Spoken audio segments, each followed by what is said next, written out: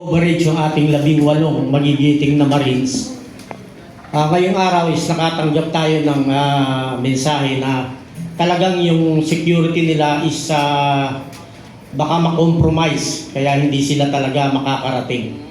So, pinilit natin, alam nila itong araw na ito ng araw ng parangal para sa kanila. Pero sana maintindihan nating lahat na mahalaga sa atin ang buhay ng 18 Noble Marines na ito. So ayaw natin silang makompromise. So nandito si General Romy Pukis at magbibigay sa inyo ng short message. Sir Romy. Magandang umaga sa ating lahat, mga kababayan. Pasensya na kayo, medyo yung boses ko, masama yung pakiramdam ko, pero dahil napaka-importante sana itong bibigyan ito para sa ating mga 18 magigiting na Marines. Sa kasabuyang palad, kasamang palad, hindi natin pwedeng maituloy dahil hindi available yung 18 na Marines. Dahil sa serious physical threat sa kanila. So of course, dapat maintindihan natin, buhay ang nakataya. So ipopostpone na lang natin. Hanggang-handa na sana tayo. Pero malalaman niyo po kung kailan po natin gaganapin ito. Handa ng mga certificates, lahat, mga parangal, mga magsasalita. Pero yun na nga, sinasaalang-alang din natin ang kapakanan nila, yung physical safety nila. So wala po tayong magagawa. Yun ang priority nila, priority natin. So mamaya, magkakaroon tayo siguro dyan sa mga media ng simple mga panel discussions sa mga taga-PANA, taga-UPI. Medyo hindi na ako makapagsalita. Papacheck up po muna ako. Pasensya na kayo, mga kabayan. Thank you. Maraming salamat, General Romy Pukis. Itutuloy natin ito. Kung sino yung gustong magtanong, pwedeng magtanong at sasagutin natin ang inyong mga katanungan. Pero bago tayo magsimula, dahil nandito na rin tayo, magkakaroon tayo ng isang panalangin. Ipagdasal natin yung ating magigiting na 18 Noble Marines. At tayo na rin, tayo ay mananatili rito panandalian para kung sino man yung may katanungan tungkol sa mga nangyayari is masagot natin. So tinatawagan natin si Bishop Angel Ortega para sa panalangin, para sa 18 Noble Marines natin at sa ating lahat na nandito ngayon sa Bulwagan. Bishop Angel, sir.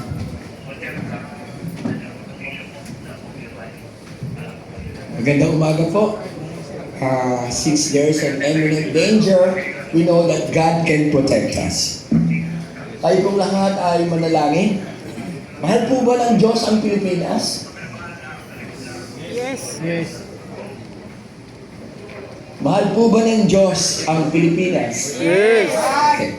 Sabi po sa pera natin na nakasulat, kung titingnan ninyo, nakalagay doon, pinagpala ang bayan na ang Diyos ay ang Panginoon. Ano po ibig sabihin nun? May pakialam ang Diyos sa bayan ng Pilipinas. Mahal ng Diyos ang Pilipinas at may plano ang Diyos sa Pilipinas. At ito na yon. Ito na po yung panahon na yon.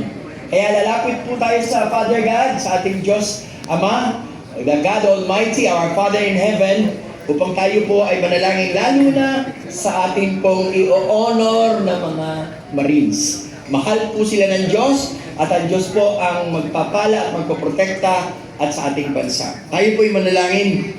Father God in Heaven, your government kingdom come upon us, and your will, intentions be done upon this nation, the Philippines. You have a wonderful plan.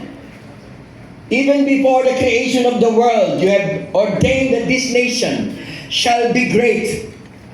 Ang Amerika, ang Great Britain, Japan, Middle East, Singapore, and other nations, South Korea, ay narating na nila ang kanila pong rurok at panahon ng kanila pong victory, success, pagpapala, kasaganaan. But the Philippines, this is our season.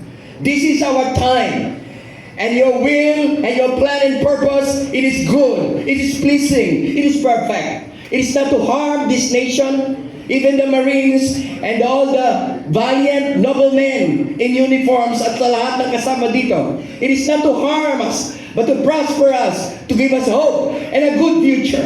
And this is what we believe, and we know it is true. Father God in heaven, your eyes are upon us. Your will is our desire. Tulungan niyo po kami to have the spirit of patriotism, the spirit of heroism, the spirit of self-sacrifice, that we are willing to yield, submit our own agenda, that the agenda and the destiny of this nation shall be done.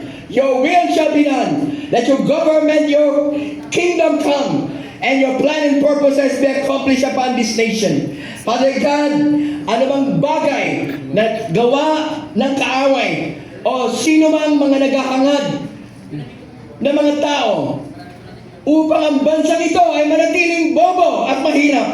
Father God in heaven, as we stand here covered by the blood of Jesus, surrounded by your angels, sinisira namin ang mga planong ito at di namin pinapayagang magpatuloy pa sa aming bansa. Let your hand of favor and blessing be upon our nation, be upon our Marines, be upon our uniformed men, be upon these patriots, these people who love this nation. We bless, oh God, ang mga bilyonaryo na may takot sa Diyos. Binibless namin ang mga underground society na may takot sa Diyos. Binibless namin ang mga intelligence community na may takot sa Diyos. Let them arise and let them expose the things that are being done in this nation upang manatiling mahirap ang bansa ito. Hindi lang namin kailangan, Father, we pray, not just for new leaders, but a new system.